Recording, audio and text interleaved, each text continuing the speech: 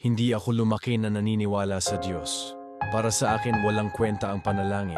Kung may Diyos nga, bakit kami naghirap ng ganito? Ako si Rodel, at ito ang kwento kung paano binago ng Diyos ang buhay ko at ng aking pamilya. Bago ko ikwento ang aking karanasan, kung naniniwala ka sa Diyos, i-like at mag-subscribe. Mahigit 10 taon na kaming mag-asawa ni Clara, pero sa loob ng panahong yon, puro paghihirap lang ang dinanas namin.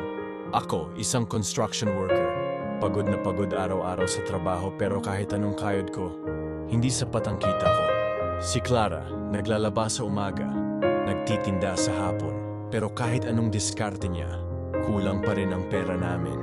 Walang araw na hindi kami nag-aaway tungkol sa pera. Minsan, naigising na lang kami na wala kaming makain. Pero ang pinakamasakit, yung makita ang mga anak mong nagugutom pero wala kang magawa. At dahil dito, galit ako sa mundo. Galit ako sa Diyos. Kung totoo man, siya, bakit niya hinayaang maghirap kami ng ganito? Kaya tuwing may magsasabi sa akin na ipagdasal mo lang yan, hindi ko lang pinapansin, minsan nagagalit pa ako. Anong silbi ng panalangin? Wala namang nangyayari. Pero dumating ang araw na sinubok kami ng husto. Isang gabi, bigla na lang nanghina si Angel. Nagsimula sa simpleng ubo, tapos lagnat, tapos hindi na siya makatayo. Dinala namin siya sa ospital, pero sinabi ng doktor na kailangan niya ng masusing gamutan. Ang problema, wala kaming pambayad. Naghanap kami ng mahihiraman ng pera, pero wala. Nakiusap kami sa ospital, pero walang gustong tumulong. Habang lumilipas ang mga araw, lumalala si Angel. Hindi na siya kumakain, hindi na siya nagigising ng maayos. At doon ko naramdaman ang tunay na takot. Gabi-gabi, umiiyak si Clara sa tabi ni Angel. Ako naman, naupo lang sa isang sulok, wala nang lakas, wala nang magawa. Hanggang isang gabi, lumapit sa amin ang kapitbahay naming si Aling Nena.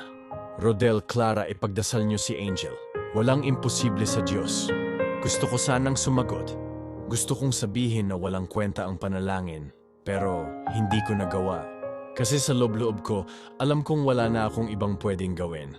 At nang gabing yon, habang nakaluhod si Clara sa tabi ng kama ng anak namin, bigla siyang humikbi, tinataas ang mga kamay. Panginoon, kung totoo ka, iligtas mo ang anak ko. Doon ko lang siya nakitang ganun kadesperado. At sa hindi ko maipaliwanag na dahilan, may naramdaman akong bigat sa dibdib ko. Para bang may bumubulong sa akin. Subukan mong maniwala. Kaya sa unang pagkakataon sa buhay ko, lumuhod ako. Hindi ko alam ang tamang dasal, pero sinabi ko, Panginoon, kung totoo ka, tulungan mo kami. Iligtas mo ang anak ko. Kinabukasan, habang walang-wala na kaming pag-asa, may dumaan na grupo ng mga misyonaryo sa baryo namin, mga doktor at volunteers na nag-aalok ng libreng medikal na tulong. Isa sa mga doktor ang sumuri kay Angel. Sinabi niya na may libreng gamot, silang dala na. Eksaktong kailangan ng anak ko. Hindi kami makapaniwala. Walang bayad, wala silang hinihinging kapalit. Ininom ni Angel ang gamot at sa loob ng ilang araw bumalik ang sigla niya. Gumaling siya, para bang walang nangyaring sakit. At doon ko naintindihan, totoo ang Diyos. Simula noon nagbago ang lahat. Hindi biglaan ang mga pagbabago, pero unti-unting bumuti ang buhay namin. Napansin ko, kahit pareho lang ang trabaho ko, mas magaan na ang pakiramdam ko. Hindi na ako galit sa mundo. Nagsimula kaming magsimba, magbasa ng Biblia, at magdasal bilang pamilya.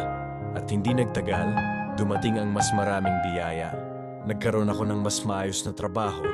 Nabigyan ng scholarship si Jomar. Hindi na kami nagugutom tulad ng dati. Dati akala ko, kaya kong harapin ang buhay ng mag-isa. Pero ngayon, alam kong hindi ako nag-iisa. Hindi kami nag-iisa. Kung ikaw, dumadaan sa matinding pagsubok ngayon, kung pakiramdam mo, wala nang pag-asa, subukan mong maniwala. Dahil sa Diyos, walang imposible.